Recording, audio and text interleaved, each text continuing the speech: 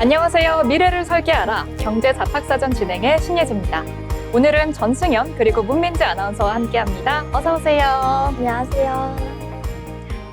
네, 오늘장 대부분 하락하는 흐름이었는데요. 국내 증시, 미증시 모두 빠지는 모습을 보여줬습니다. 이제 한 해가 2주밖에 남지 않은 만큼 내년에 뜨는 종목은 무엇인지 관심이 많을 것 같습니다. 한 증권사 전망에 따르면 내년은 AI 기업들이 필요로 하는 데이터 센터가 여전히 많이 지어질 전망이라고 합니다. 따라서 반도체나 방산, 헬스케어 전력기기, 그리고 원자력 등이 선호 추천 섹터로 꼽혔는데요. 오늘도 다양한 미증시 이슈와 흐름 전승현 아나운서가 전해주시겠습니다. 네, 미증시 마감 시황 전해드리겠습니다. 뉴욕 증시는 인공지능 AI 투자에 대한 경계감이 이어지는 가운데 하락 마감했습니다. 주요 경제지표 발표를 앞두고 기술주를 중심으로 매도세가 지속되면서 시장 전망에는 관망 심리가 확산됐습니다. 현지 시간 15일 뉴욕 증권 거래소에서 다우존스 30 산업평균지수는 전거래일보다 0.09% 하락한 48,416에 마감했습니다. 대형주 중심의 S&P 500 지수는 0.16% 내린 6,816%를 기록했고 기술주 중심의 나스닥 지수는 0.95% 밀리며 23,057선에 거래에 마쳤습니다. AI 관련주를 둘러싼 투자 부담과 함께 이번 주 발표될 주요 경제 지표를 앞둔 경계 심리가 증시 전반에 영향을 미친 것으로 보입니다. 다음으로 힙틈을 열어서 오늘 미증시 종목별로 움직임도 짚어보겠습니다. 지수 흐름을 세부적으로 들여다보면 기술주 안에서도 온도차가 분명했습니다. 화면에서 보시는 것처럼 브로드컴은 AI 투자 회의론의 상징처럼 5% 넘게 급락하며 반도체 업종 투자 전반의 투자 심리를 압박했습니다. 반면 엔비디아는 소폭이지만 상승 흐름을 이어가며 핵심 AI 기업으로서의 위상은 일정 부분 방어하는 모습이고요. 같은 AI 테마 안에서도 종목별 차별화가 뚜렷하게 나타났습니다.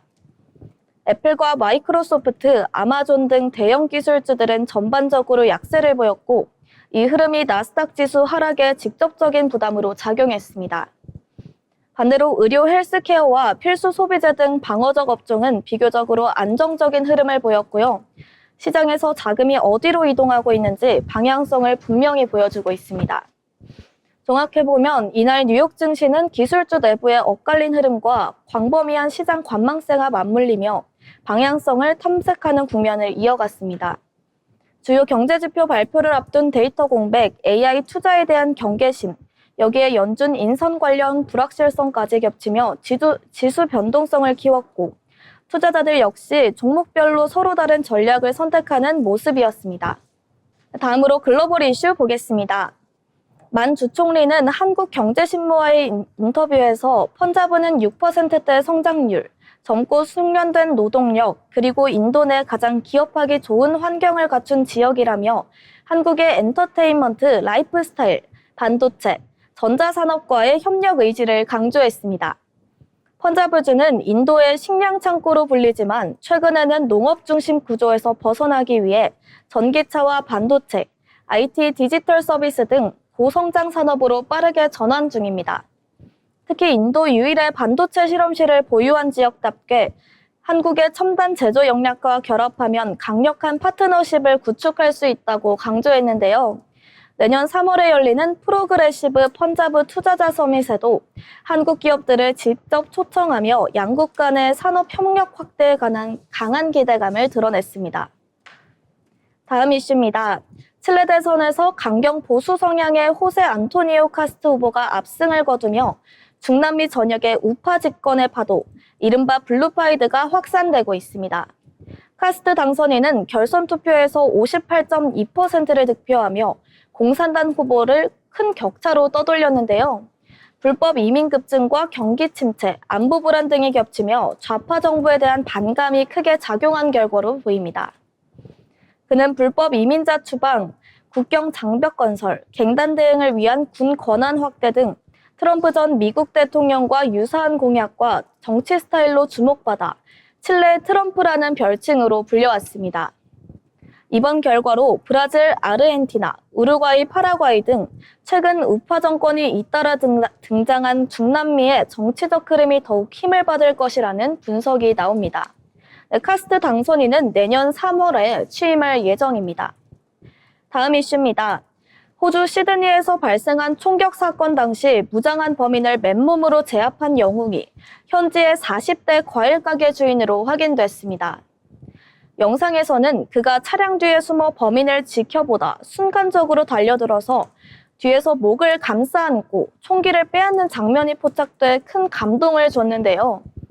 총격범은 놀라 뒤로 넘어졌고 아흐메드 씨는 곧바로 총을 내려놓고 경찰을 향해 총격범이 아니다라는 신호를 보내며 침착하게 상황을 마무리했습니다.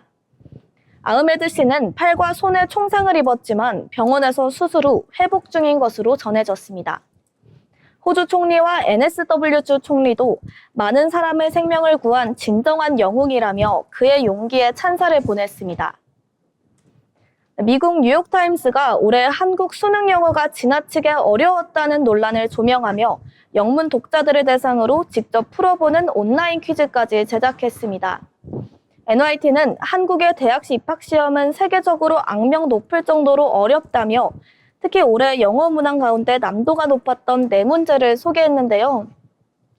컬처테인먼트 개념을 묻는 합성어 문제, 칸트 법철학 관련 지문, 자연 반복성을 활용한 시계 원리, 게임 아바타, 메타버스 관련 문제 이렇게 총 4문제를 독자가 직접 풀어보고 정답을 확인할 수 있도록 꾸몄습니다. NYT는 올해 수능에서 영어 1등급 비율이 지난해 약 6%에서 3%대로 절반 가까이 줄었다는 점을 언급하며 난이도 논란이 커진 상황도 함께 전달했습니다. 이른바 불수능 논란이 국제적으로도 화제가 되고 있는 모습 볼 수 있었습니다. 다음으로 일본의 통화정책 변화가 글로벌 금융시장에 던질 파장을 짚어보겠습니다. 일본은행이 오는 18일부터 이틀간 올해 마지막 금융정책 결정회의를 열고 기준금리를 0.25% 인상할 가능성이 높다는 전망이 나왔습니다. 현지 언론들은 일본은행이 이미 내부적으로 인상 방침을 굳힌 것으로 보고 있는데요. 금리가 실제로 인상이 되면 일본의 기준금리는 0.75%가 되고 이는 1995년 이후 약 30년 만에 가장 높은 수준입니다. 최근 일본의 물가 상승률은 3%, 3년 7개월째 목표치인 2%를 웃돌고 있는데요. 여기에 엔저 현상이 겹치며 수입 물가가 급등하자 일본 정부와 일본은행 모두 엔화 약세를 잡기 위한 금리 인상이 필요하다는 판단에 무게를 두고 있습니다. 특히 달러당 157엔까지 떨어졌던 엔화 가치가 금리 인상과 함께 진정될 수 있다는 기대 또한 작용하고 있는데요. 다만 일본은행은 국제금융시장 충격과 전국 혼란 가능성 등을 면밀히 점검한 뒤 19일에 최종 결정을 내릴 전망입니다. 일본은행의 이번 결정은 글로벌 환율 채권 시장은 물론 한국 금융시장에도 직접적인 영향을 미칠 수 있는 만큼 전 세계 이목이 집중되고 있는 상황입니다. 네, 마지막 이슈입니다. 미국과 유럽연합이 중국을 겨냥한 기술 규제를 한층 강화하는 방안을 논의하고 있습니다. 핵심 분야는 반도체 장비, AI 기술, 우주산업 이렇게 3가지로 압축되는데요. 최근 워싱턴에서 열린 미국과 EU TTC 회의에서 양측은 중국의 첨단 기술 군사 적용 가능성을 공동 대응해야 한다는 데 의견을 모았습니다. 특히 미국은 ASML, 노광 장비 기업 등 유럽에 대해 대중 수출 제한을 더 강하게 적용해달라고 요청한 것으로 전해졌는데요. 이는 중국의 자체 반도체 기술 고도화를 견제하려는 움직임으로 해석됩니다. AI 분야에 대해서도 규제가 강화될 전망인데요. 딥러닝 학습용 첨단 GPU, 데이터 센터용 칩의 중국 반입을 제한하고 AI가 군사 감시 체계에 활용되는 걸 사전에 차단하기 위한 공동 가이드라인 마련이 논의됐습니다. 이번 조치들은 세계 기술 공급망에 적지 않은 영향을 미칠 것으로 예상됩니다. 특히 반도체 장비 의존도가 높은 중국은 압박이 강화될 가능성이 크고요. 한국 기업들도 향후 수출 규제 범위 변화에 따라 영향을 받을 수 있다는 분석입니다. 양측은 내년 1분기까지 추가 규제 패키지를 발표할 예정입니다. 네, 이렇듯 글로벌 정책 변화가 국내 기업들의 수출과 투자 전략에 어떤 변수로 적용할지 주목할 필요가 있습니다.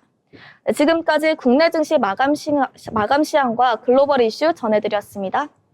네, 전승현 아나운서와 함께 미증시 이슈와 또 글로벌 이슈도 한번 살펴봤는데요. 다시 한번 정리하자면 AI 투자 회의론 커지고 있습니다. 하지만 종목별로 흐름이 좀 엇갈린 만큼 AI 투자 회의론은 아직 일시적이지 않을까 한번 바라봅니다. 뉴스에서 소개해주신 인도의 펀자브 협력 관련주로는 농심홀딩스나 대우건설 그리고 GS 등 식품 관련주와 제조업 그리고 신재생 에너지 관련주가 수혜를 입을 것으로 전망된다고 합니다. 한편 칠레의 트럼프가 당선됐다고 하죠. 블루타이드라는 용어가 뜨고 있는데요. 푸른 물결이라는 말로 우파 정권이 장기 집권하는 것을 의미한다고 합니다. 한국과는 반대되는데 해외에서는 프랑스의 피의 색을 계기로 좌파나 진보는 빨강색, 그리고 그 반대인 파랑색이 우파이자 보수당을 나타낸다고 하네요. 이어서 알아두면 좋은 이슈들을 정리한 모이슈 시간입니다. 문민지 아나운서가 준비해 주셨는데요. 어떤 이슈 들고 오셨을까요? 네, 이번 모이슈 시간은요, 최근 글로벌 IT 이슈의 판을 흔들고 있는 클라우드 독점 규제 이슈로 제가 준비를 해왔습니다. 지금 아마존, 마이크로소프트, 구글, 우리가 매일마다 사용하고 있는 인터넷 서비스 뒤에는요, 이들 빅테크의 클라우드 서버가 자리하고 있는데요. 그런데 최근 미국과 유럽 규제 당국이 이 클라우드 시장을 정조준하고 나섰습니다. 보이지 않던 인터넷 기반이 왜 갑자기 규제의 중심이 된 걸까요? 지금부터 하나씩 짚어보도록 하겠습니다. 먼저 클라우드가 뭔지 함께 살펴보면요. 쉽게 말해 기업이나 개인이 서버를 직접 두지 않고 인터넷을 통해 데이터 저장, 프로그램 실행, AI 연산까지 처리하는 기술입니다. 이제 금융, 의료, 게임, 공공기관은 물론이고 AI 서비스 대부분이 클라우드 없이는 운영이 어렵습니다. 그만큼 클라우드는 단순한 IT가 아니라 디지털 사회의 핵심 인프라로 자리 잡았습니다. 그래서 문제는요, 이 핵심 인프라를 소수 기업이 사실상 장악하고 있다는 겁니다.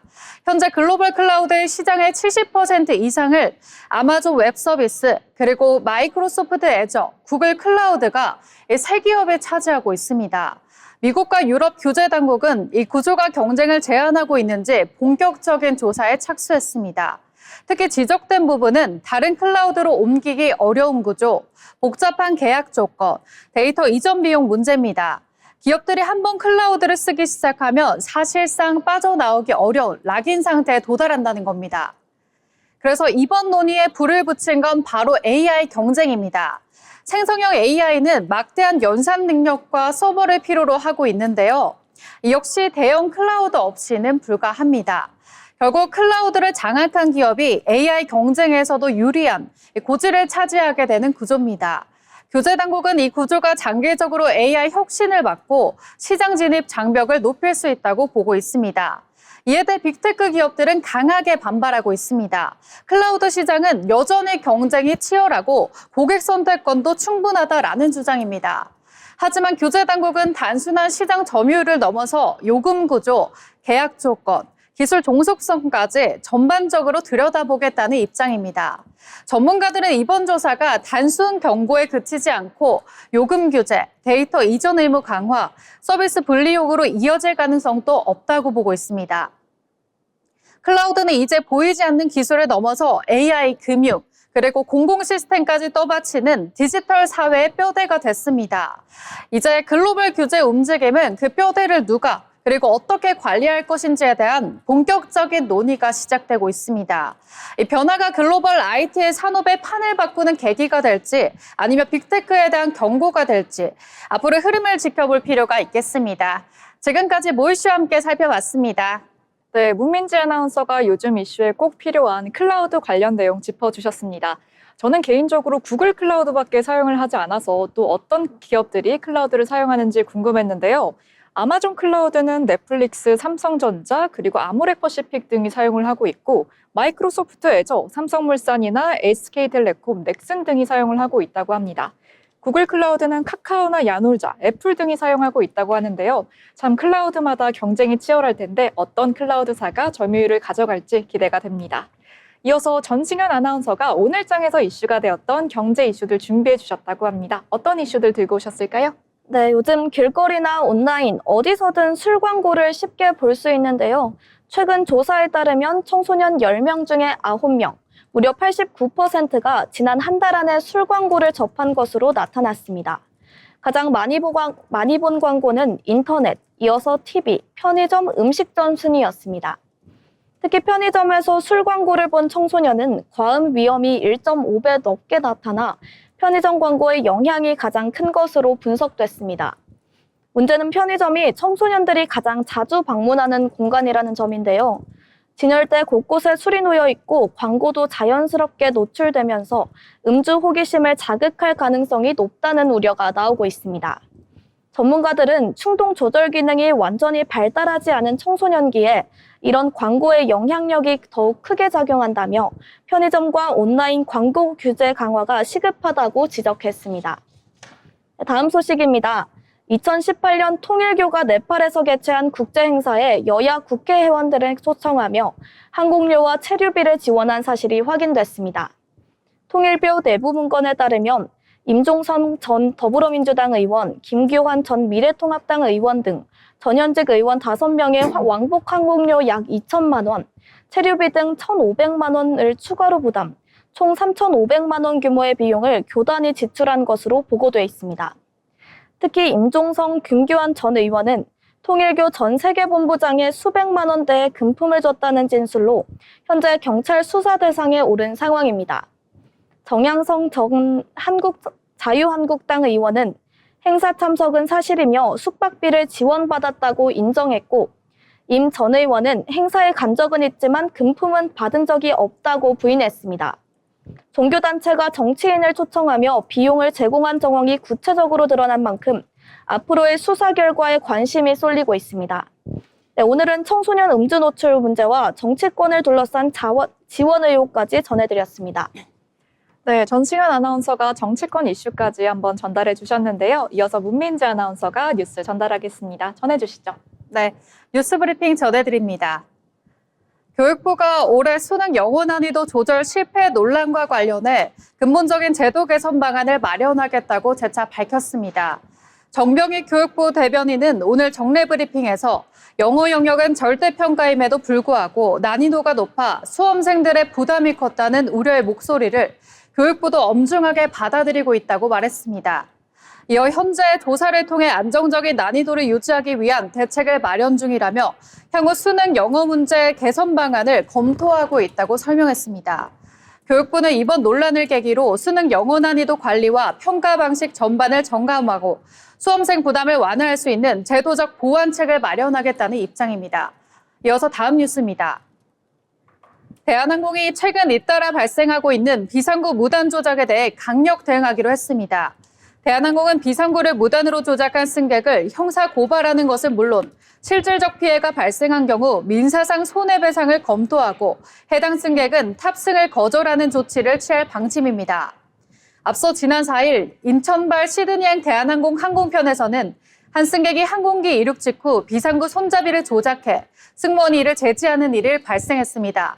이처럼 최근 2년 동안 대한항공 항공편에서 발생한 비상구 무단 조작 사례는 모두 14건에 달하는 것으로 밝혀졌습니다. 대한항공은 항공기 안전을 위협하는 행위에 대해서는 예외 없이 엄정하게 대응하겠다는 입장을 발표했습니다. 지금까지 뉴스 브리핑이었습니다. 네, 문민지 아나운서가 이슈 잘 전달을 해주셨는데요. 뉴욕타임즈에서도 수능 문제가 얼마나 어려운지 다뤘다니 참 이럴 수가 있나 싶습니다. 미증시에 이어서 국내 증시에서도 수능 관련 난이도가 이슈였습니다.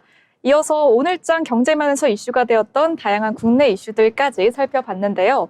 아울러 본 방송에서 제공하는 정보는 투자 판단을 위한 조언일 뿐 해당 종목의 가치 상승 또는 하락을 보장하지 않습니다.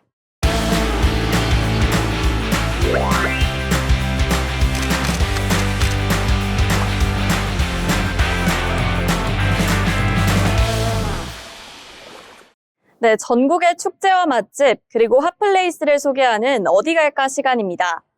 요즘 갑자기 날씨가 너무 추워졌죠? 이렇게 추울 때 딱 어울리는 축제를 가져왔습니다. 바로 서울 도심을 환하게 밝힐 2025 서울 빛초록 축제가 열립니다. 우리의 마음도 따뜻해질 마법 같은 순간으로 여러분을 초대합니다. 2025 서울 빛초록 축제는 2009년에 시작해 17회차를 맞이하는 서울 대표 야간 빛축제로 빛 조형물 전시와 다양한 체험 프로그램 등 화려한 볼거리를 제공합니다. 축제는 오는 12월 12일 금요일부터 2026년 1월 4일 일요일까지 저녁 6시부터 10시까지 진행됩니다. 특히 이번 2025 서울 빛초롱 축제는 나의 빛, 우리의 꿈, 서울의 마법을 주제로 청계천 및 우이천 일대에서 열립니다. 서울 빛초롱 축제 관람 포인트는 크게 3가지로 나뉘는데요. 첫 번째 포인트는 꿈과 마법을 주제로 하는 짜임새 있는 연출 구성입니다. 과거에서 현대까지 서울의 기적 같은 순간과 현대를 살아가는 우리들의 꿈을 빛으로 담아냈다고 합니다. 축제에서 선보일 빛의 형상화 모습이 참 궁금하네요. 두 번째 포인트는 시각, 청각, 촉각 등 감각을 깨우는 살아있는 축제를 경험할 수 있습니다. 보고 듣고 느끼면서 새로운 꿈을 그릴 수 있는 시간을 준비했다고 합니다. 세 번째 포인트는 전통 한지 등과 미디어 아트가 융합된 전통과 현대의 조화입니다. 서울 빛초롱 축제의 시그니처인 전통 한지 등과 미디어 아트가 융합된 작품을 최초로 선보일 예정이라고 합니다. 이 관람 포인트를 바탕으로 축제는 5개 구역으로 나뉘어져 있다고 합니다. 먼저 첫 번째 구역은 미라클 서울로 청계광장을 시작으로 광통교까지입니다. 서울의 과거에서부터 미래까지 기적처럼 펼쳐진 서울의 빛을 선보인다고 합니다. 다음으로 두 번째 구역은 골든 시크릿입니다. 광통교로 시작해 광교까지 이어지는데요. 아무도 모르는 내 안에 반짝이는 꿈, 우리의 비밀스러운 꿈이 다채롭게 펼쳐집니다. 세 번째 구역은 드림라이트로 광교부터 장통교까지 이어지며 동시대를 함께 살아가는 우리들의 꿈을 담은 빛으로 표현했습니다. 다음으로 4구역은 서울 판타지아입니다. 4구역은 장통교부터 3일교까지로 특히 이 구역에서는 오로라가 숨어 있다고 합니다. 마지막 우이천에서는 소울라이트로 우이교부터 쌍안교까지 1년 전 오늘로 돌아가는 시간여행을 펼칩니다. 2024 서울 빛초롱 축제에 다시 보고 싶은 작품 1위, 어가행렬이 우이천을 빛낼 예정입니다. 올겨울 서울 도심을 채울 찬란한 도심의 빛의 향연은 우리의 일상에 작은 설렘과 따뜻함을 더해줄 텐데요. 서울 빛초롱 축제가 전하는 꿈과 마법의 메시지를 느끼며 가족, 친구, 연인과 함께 특별한 시간 보내시길 바랍니다. 지금까지 어디 갈까였습니다.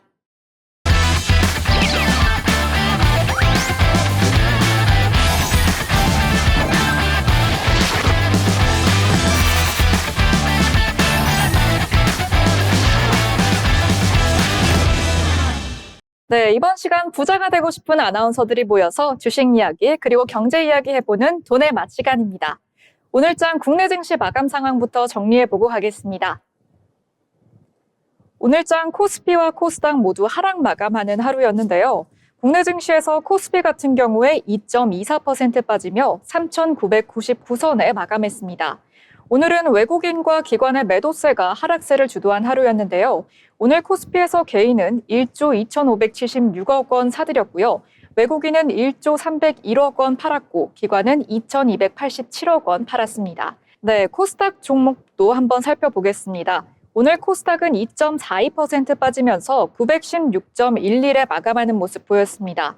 역시나 외국인과 기관의 매도세가 하락세를 주도한 하루였는데요. 코스닥에서 외국인은 3,579억 원 팔았고 기관도 66억 원 팔아치운 하루였습니다. 한편 개인은 4,074억 원 사들였는데요. 이렇게 코스피와 코스닥 하락세로 마감한 하루였습니다. 그럼 시가총액 상위 종목별 흐름도 한번 살펴보겠습니다. 먼저 코스피를 살펴보겠는데요. 오늘 전반적으로 업종들이 하락하는 모습을 보였습니다. 특히 삼성전자는 1.91% 빠지면서 10만 2,800원에 마감했고요. SK하이닉스는 4.33% 빠지면서 53만 원 선에서 마감을 했습니다. LG엔솔도 5.54%가량 빠졌는데요. 41만 8천 원에 거래 마감하는 모습을 보였습니다. 한편 두산에너빌리티와 삼성바이오로직스는 상승하는 흐름을 보였습니다. 두산에너빌리티 같은 경우에 0.26% 상승하며 7만 7,300원에 마감하는 모습을 보였습니다. 삼성바이오로직스는 1.02% 소폭 상승하며 179만 원에 마감을 했습니다. 삼성바이오로직스 같은 경우에는 한국투자증권의 목표 주가를 132만 원에서 223만 원으로 상향 조정한 것이 영향으로 풀이가 되고요. 두산에너빌리티 같은 경우에는 카타르에서 가스 복합발전소 주기기를 수주했죠. 그래서 1,300억 원가량 수주를 한 것이 주가 상승의 흐름으로 풀이가 됩니다. 한편 한국전력 같은 경우에도 소폭 상승했습니다. 0.6% 상승해 5만 300원에 마감을 했는데요. 한국전력 같은 경우에 국내 최대 규모 100메가와트급을 제주 한림 해상풍력과 함께 준공했다는 소식입니다. 한편 오늘 코스피에서는 업종별로는 담배와 통신 그리고 화장품 관련 업종이 떠올랐고요. 거래량에서는 건설과 고속 관련 업종이 상승세를 보였습니다. 이어서 코스닥 시가총액 상위 종목도 한번 살펴보겠습니다. 오늘 코스닥에서는 대부분 종목이 하락하는 흐름을 보였습니다. 알테오젠과 에코프로비엠이 하락을 해줬는데요. 알테오젠이 2.87% 빠지면서 42만 3,500원에 마감했습니다. 에코프로비엠과 에코프로형제는 둘 다 7%에서 8% 가까이 빠지는 흐름을 보여줬는데요. 특히나 에코프로비엠은 7.9% 빠지면서 16만 5,500원에 마감했습니다. 에코프로비엠 같은 경우에 일부에서는 2차 전지 수혜로 주가가 여전히 상승할 것이라는 평가가 있는 반면에 내년에도 이런 모멘텀이 제한적일 것이라며 사실상 매도 의견을 비친 비관론이 있었기 때문에 하락한 것으로 풀이가 됩니다. 한편 에임드바이오 2.7% 상승했고요. 클래시스 같은 경우에 2.84%, 그리고 셀트리온 제약은 0.47% 내리면서 63,400원의 거래를 마쳤습니다. 한편 SM엔터테인먼트 2.48% 상승하며 11만 1,700원의 거래를 마치는 모습 보였습니다. 이렇게 오늘 코스닥에서는 정원호 성동구청장이 서울시장 후보로 부상했는데요. 여론조사에서 정 구청장은 45.2%, 오세훈 현 시장은 38.1%의 여론조사 결과를 보였습니다. 이에 따라 성수동의 복합 문화공간을 운영하는 SJ그룹을 포함한 문화 관련주가 테마주로 떠올랐습니다. 네, 이렇게 오늘 국내 증시 마감 시황 한번 살펴봤는데요. 오늘 어떤 종목들이 떴는지 빼놓을 수 없겠죠. 특징주 브리핑 시간입니다. 먼저 전승현 아나운서가 가져온 특징주부터 살펴보려고 하는데요. 어떤 종목 가져오셨을까요? 네, 저는 오늘 롤러코스터를 탄 고려아연을 가져왔는데요. 미국의 11조 원 규모의 비철금속 재련소를 건설하기로 결정한 고려아연의 주가가 오늘 장 초반에 급락했습니다. 고려아연은 전날 미국 남동부에 11조 원 규모의 전략 광물 재련소를 건립한다는 소식이 전해지며 5% 가까이 상승했었는데요. 그런데 이날 오전 상승분을 반납하며 주가가 롤러코스터를 타고 있습니다. 고려아연은 전날 이사회를 열어 이 같은 내용을 골자로 한 미국 재련소 투자안을 의결했는데요. 이에 간밤 하워드 러트닉 미국 상무장관이 소셜미디어를 통해 미국의 큰 승리라며 환영의 뜻을 밝히기도 했습니다. 하지만 경영권 분쟁 중인 영풍, MBK 파트너스 측이 최윤범 회장의 개인적 경영권 방어를 위해 아연 주권을 포기하는 국익에 반하는 결정이라며 법원에 신주 발행 금지 가처분 신청을 제기할 계획을 밝혔습니다. 이에 불확실성이 커져 주가가 급락한 것으로 보이는데요. 네, 이런 상황 속에 오늘 차트 한번 보겠습니다. 전날은 좋은 소식 가져오며 5% 가까이 상승했었는데 이날 오전 상승분을 반납하며 주가가 롤러코스터 타는 모습 볼 수 있습니다. 이날 17% 넘게 하락해 137만 4천 선에 장 마감하는 모습 보실 수 있습니다. 네, 전승현 아나운서가 가져온 종목 한번 살펴봤는데요. 7거래일 연속 상승세를 이어가다가 오늘 주춤하는 모습을 보였습니다. 이어서 제가 가져온 특징주 소개해 보겠습니다. 제가 가져온 특징주는 담배 관련주였죠. 오늘 코스닥에서 높은 흐름을 보였는데요. KTNG 가져왔습니다. KTNG가 사상 최고가를 쓰면서 52주 최고가를 경신했습니다. 미국발 AI 거품론에 코스피 지수가 2%가량 하락세를 보이는 가운데 전통적인 경기 방어주로 불리는 매력과 또 3분기 호실적 등이 부각된 영향으로 풀이가 됩니다. 오전에는 전일 대비 5% 오른 15만 300원에 거래되는 모습을 보였고 장중에는 15만 500원을 기록하며 52주 신고가를 터치했습니다. 지난 7월에도 상법 개정으로 인해서 담배 가격 인상 기대감에 가격이 올랐었는데요. 실제로 2015년 1월 이후 담배 가격은 10년 넘게 동결된 상태였던 것으로 보입니다. 같은 시각 코스피 지수도 전일 대비 1.57% 하락하면서 굉장히 선방하고 있는 모습을 보여줬는데 호실적과 배당 매력도가 부각된 영향으로 KTNG 해외 성장세를 기반으로 기대감이 있는 종목입니다. KTNG의 지난 3분기 연결 매출은 1조 8,269억 원이고 이는 전년 동기 대비 11.6% 상승한 결과입니다.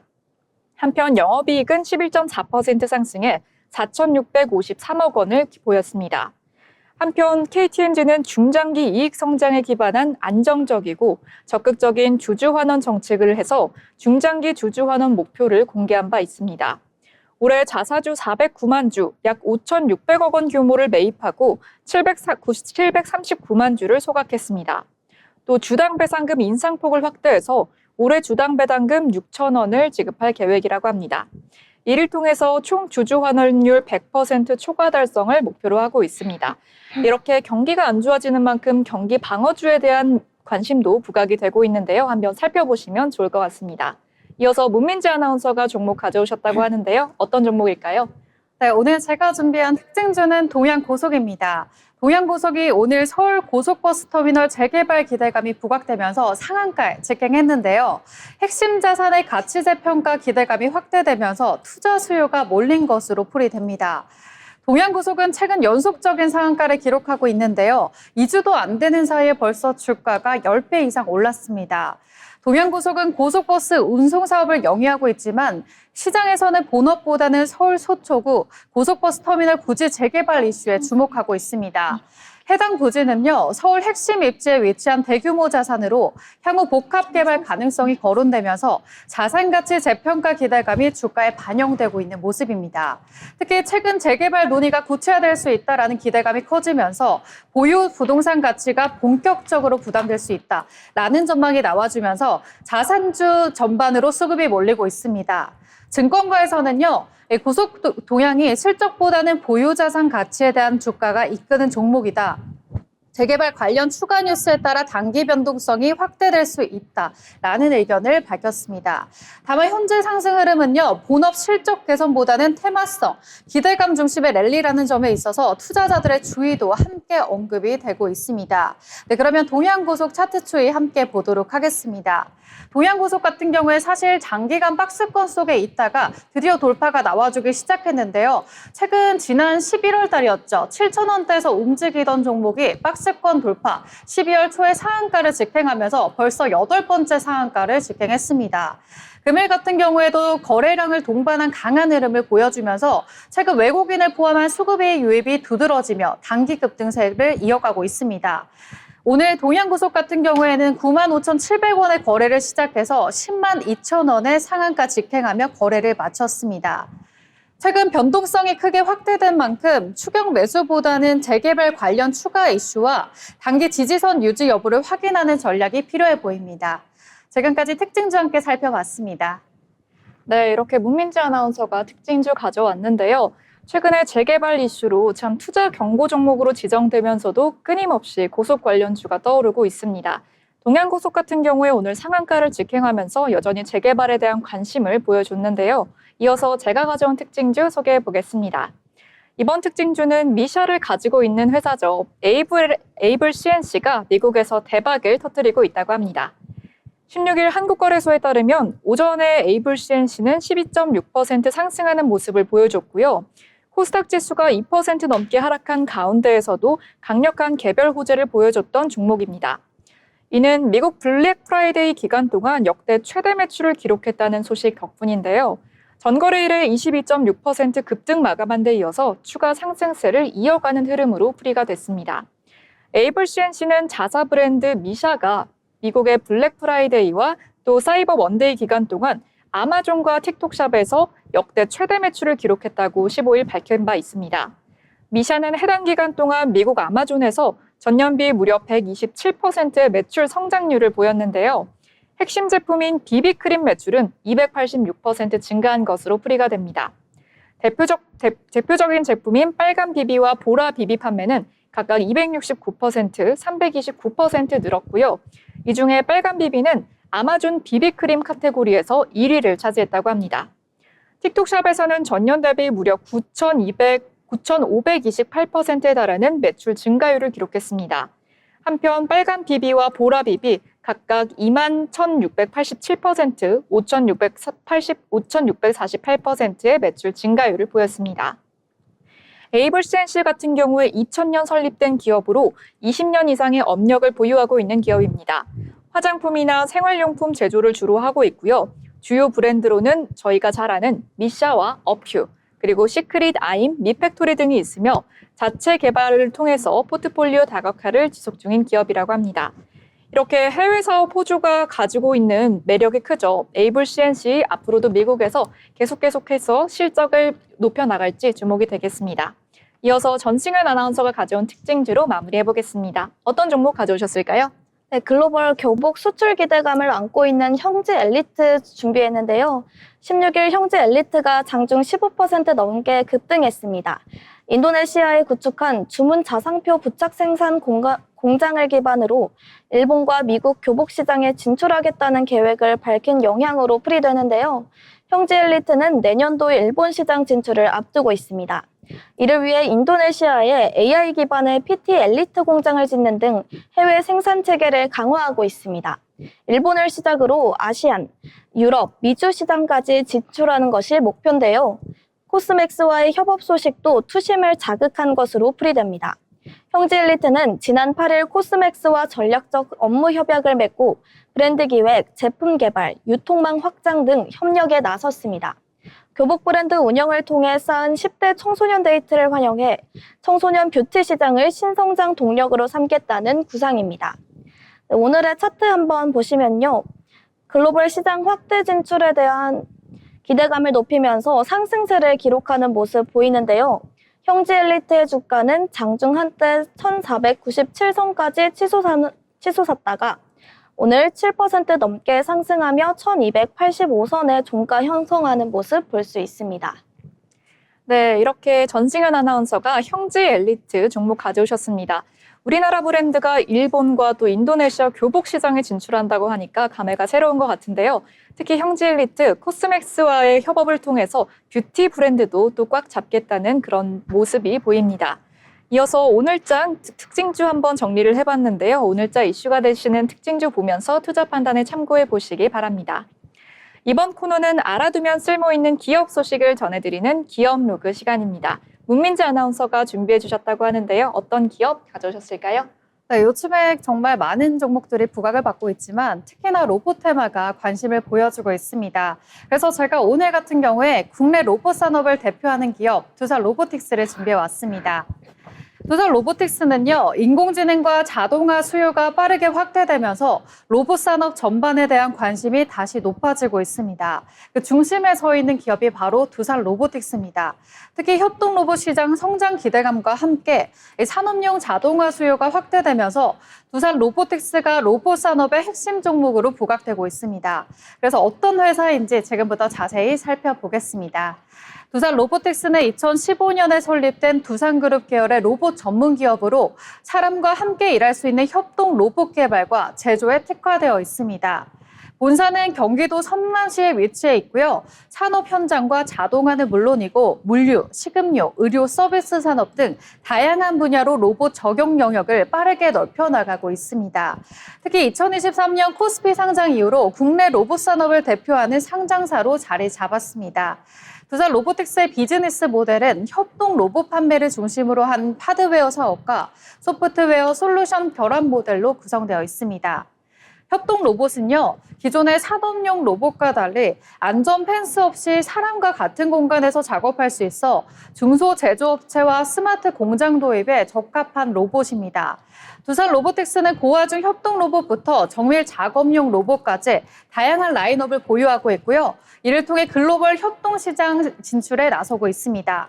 그래서 시장 위치와 경쟁력 측면에서 보면요. 글로벌 협동 로봇 시장 점유율 상위권으로 평가받고 있는 기업입니다. 특히 미국과 유럽, 아시아 시장을 중심으로 해외 매출이 꾸준히 증가하고 있고요. 그리고 두산 그룹의 글로벌 네트워크를 활용한 해외 영업 경쟁력이 강점으로 꼽히고 있습니다.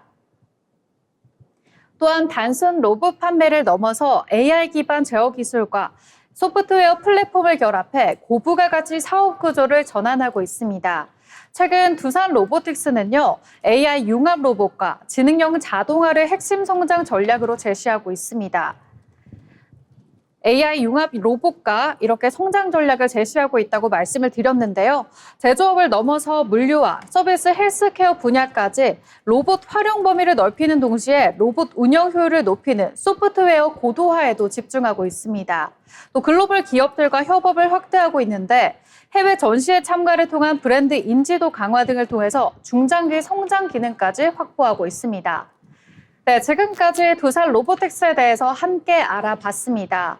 협동 로봇 시장 성장과 자동화 수요 확대라는 구조적인 흐름 속에서 두산 로보틱스는 국내 로봇 산업을 대표하는 기업으로 입지를 강화하고 있습니다. 로봇과 인공지능이 산업 전반의 핵심 기술로 자리 잡아가는 가운데 두산 로보틱스가 글로벌 로봇 시장에서 지속적인 성장을 이어갈 수 있을지 앞으로 행보가 기대됩니다.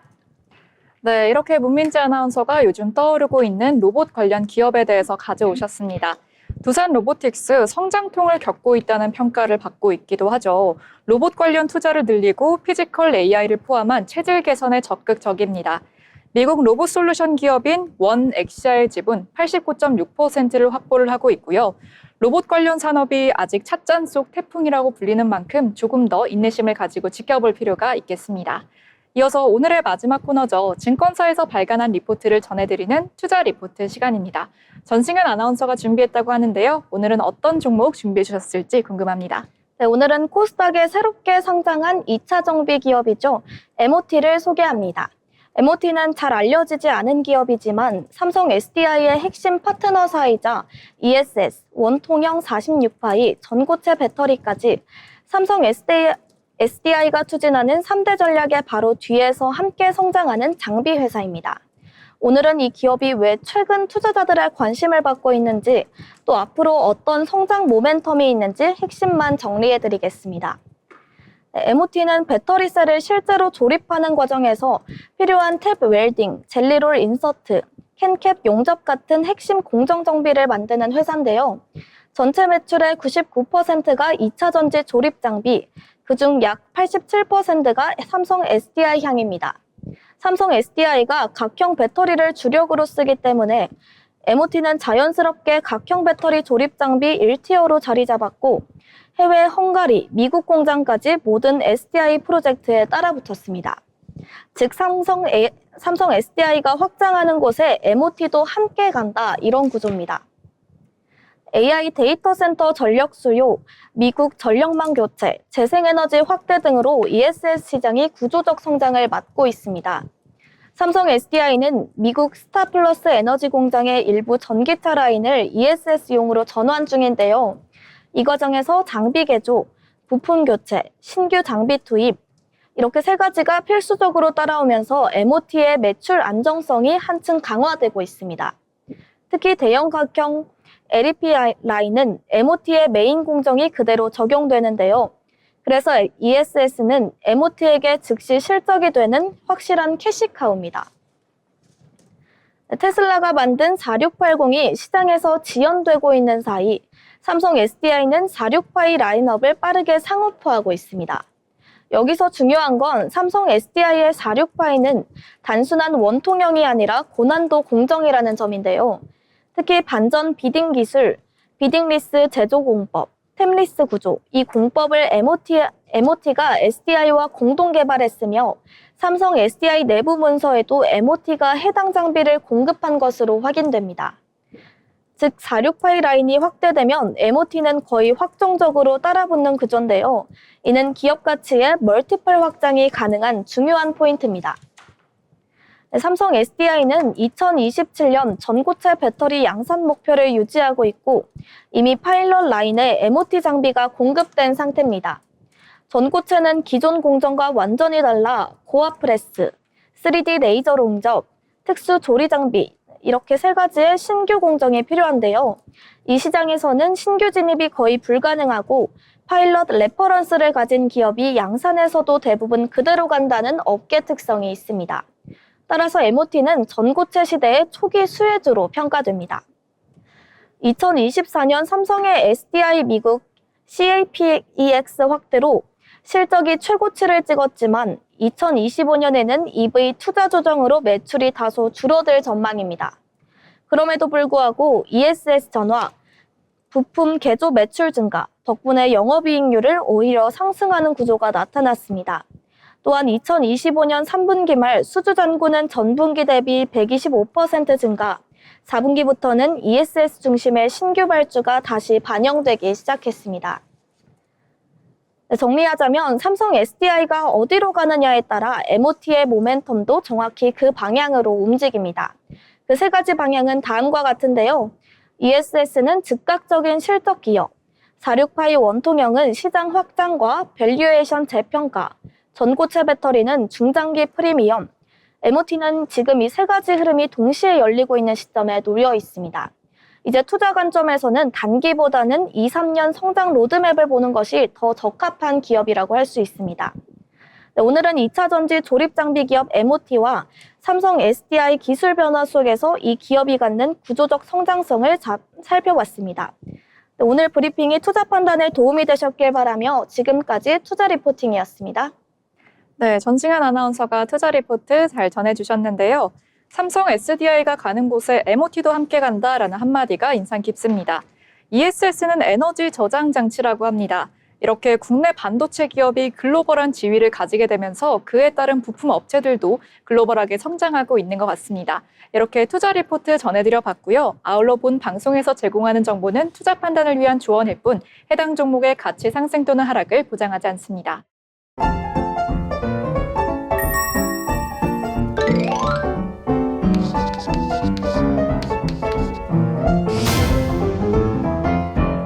이어서 오늘 장을 한 줄로 정리해보는 한 줄평 시간입니다. 세 분의 아나운서들이 모여서 오늘 장을 한 줄로 한번 정리를 해보려고 하는데요. 먼저 전승현 아나운서부터 물어보겠습니다. 오늘 일장 어떻게 보셨을까요? 네, 오늘 코스피 찬바람에 밀려서 8거래일 만에 4,000선 아래로 내려왔지만 조정은 끝이 아니라 다음 흐름을 준비하는 구간이다, 이렇게 말하고 싶습니다.